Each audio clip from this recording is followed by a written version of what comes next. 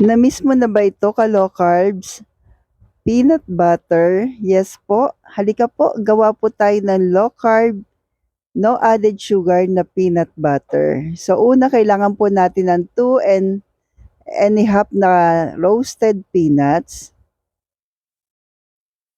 at stevia erythritol, 1 tablespoon po. Pwede rin po ang monk fruit.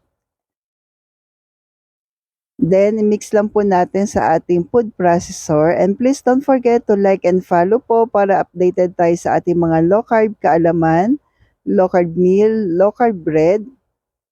Thank you po and God bless. Then, coconut oil po, 6 to 7 tablespoon.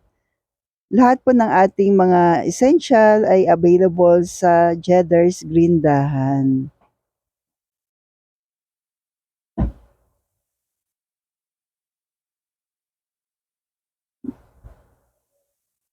Then, i-mix po natin. May nagtatanong po sa akin kung pwede ba 'to sa blender. Pwede naman po. Kaso nga lang po mas magiging puree. Iba lang talaga ang result kapagka food processor ang ating gagamitin. So, yan po. Mix lang po natin ng mix or blend lang natin maigi.